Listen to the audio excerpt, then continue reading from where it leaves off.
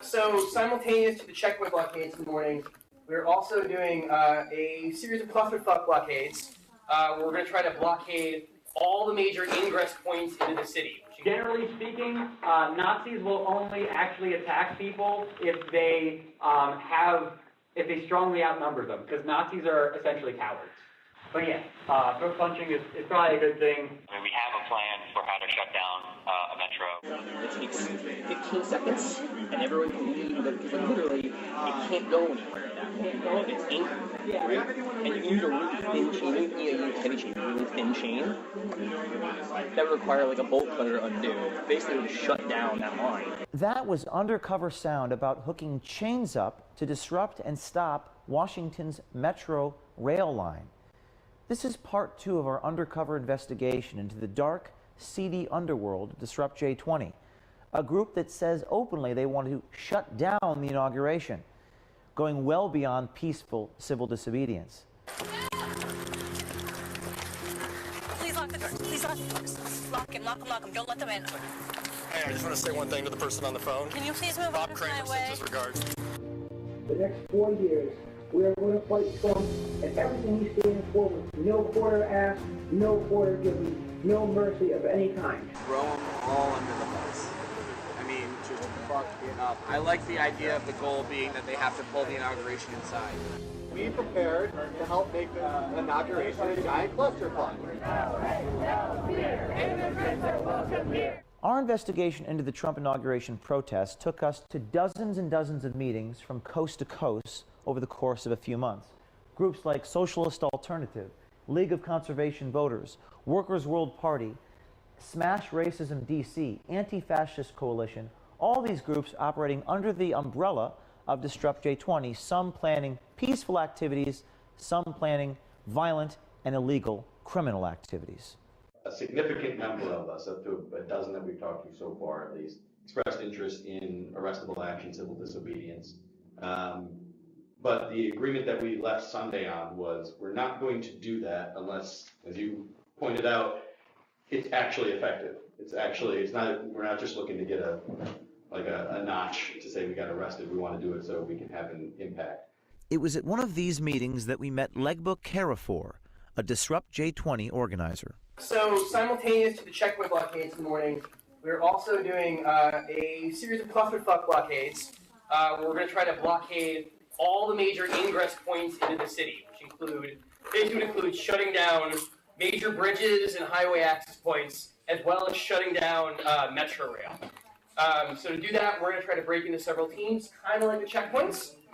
So if we've been doing that, we don't think these are going to be necessarily arrestable actions, but there is a possibility you could be, so keep that in mind if you want to participate. Last week, Carafor spoke to the Washington Examiner and gave them an outline of the plans to try to block access to the city. Our infiltration efforts uncovered the details and potentially criminal plots. So we figured out the trains pull up, the doors. One person's going to walk on an exchange to the bench. We're on the other end of the train, into the car, walk around the corner, done. It takes 15 seconds, and everyone can leave, because literally, it can't go anywhere at that point. It's anchored, right? And you can use a really thin chain, you can use a heavy chain, a really thin chain, that would require like a bolt cutter to undo. Basically, it would shut down that line the entire way. So the idea was to hit Metro Center, Gallery Place, and Waffle Plaza. They're all close enough to walk to, and that's every single line in the city. Disabling trains constitutes an act of terrorism under 18 United States Code 1992. Quote, shall be fined under this title or imprisoned not more than 20 years or both, and if the offense results in the death of any person, shall be imprisoned for any term of years or for life or subject to death. So after we received this information, we turned it over to the FBI, Secret Service, and the D.C. Metro Police. And we were able to find evidence that these individuals were hoping to shut down all Metro train transit around the Washington, D.C. area around inauguration. These details weren't mentioned by Carafor to the Examiner, and our journalist discovered other details that he neglected to make public. So on the direct action, we had talked about sort of a rotating blockade. The goal is to delay, disrupt, shut down a checkpoint. We have been assigned a checkpoint as a group. Our checkpoint is at 1st and D. So everybody know where that is? Here it sounds like they are encouraging the demonstrators to pay homeless people to help stop traffic. So we want to encourage you all to give to the poor and the homeless. Go right down to 2nd and D. Help us to block the vehicle traffic and the pedestrian traffic going to inauguration. And set up tables, food, give outs, whatever, right there near 2nd and D, blocking either direction, and help to block traffic.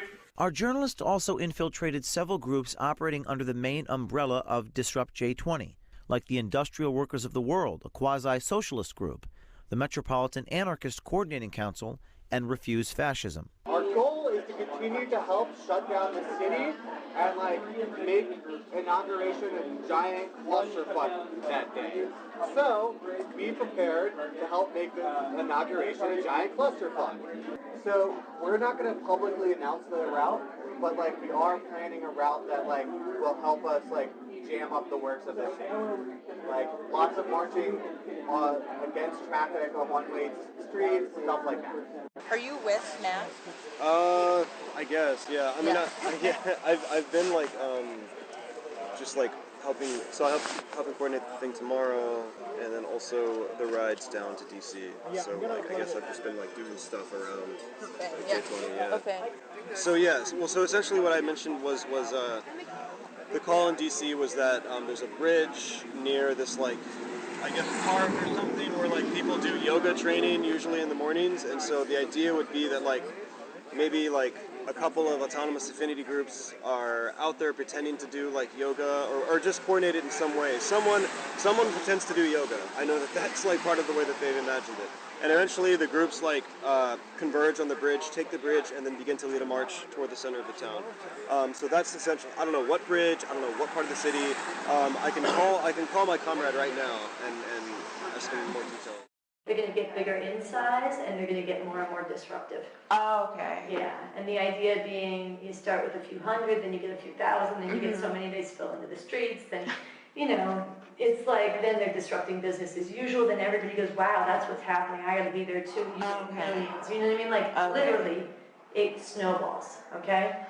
Even that you could say. So we're going to get bigger each night. We do have a lot of ideas for plans, and ultimately we just need people to be able to execute them. One of the things that we're also talking about doing is shutting down the metro. That's going to require some teamwork, probably a rehearsal maybe. But it's possible, and we can do it. We have these plans more or less laid out. We just need people to kind of execute them. We have a plan for how to shut down a metro. We have a plan for how to barricade a bridge. We have all these plans. We just don't have the people yet. So if you're willing to be those people, we're definitely down to have you. These groups would be nothing without their volunteers. We also spoke to the professional protesters who make these plans a reality. Do you guys just do this on your own too? Yeah. Awesome. We've been traveling the country since he's been traveling since the RNC, I've been traveling since the DNC. Well, I don't think I got your last name. Oh, I'd rather not give my last name, just K. Okay. K. Okay, good. We were all at Standing Rock. The two of us were there for over 3 months. It's gonna be a fucking shit show of a great time. Yeah, I'm looking forward to it. I've been looking forward to it. If this is gonna happen, then you may as well just fucking have a party. Throw them all under the bus. Just fuck it up. I like the idea of the goal being that they have to pull the inauguration inside. And it seems like these guys are just looking for a fight. When we get to the throat punching, that's where Sure. So this is another thing is that generally speaking, Nazis will only actually attack people if they strongly outnumber them, because Nazis are essentially cowards. If it's 3 of them and a homeless guy, they're going to beat him up. If it's 1 of them and 6 other people, they're going to run the fuck away. But yeah, throat punching is probably a good thing. So in terms of more of this, generally, actually how to talk to them, say, you and a group encounter a group of Nazis, and they're, having a rally or being like very loud with their views, how should you engage them? I would say that's where you do the throat punching. I'm going to be honest. Okay. Peaceful protesting is protected under the First Amendment, but these activities seem to be anything but peaceful.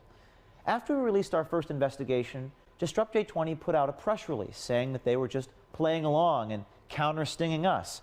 But that did not appear to be true based on the mountain of emails and follow-up video that we have released. It'll be interesting to see what they say next. Although again, we advise them, don't lie to the FBI.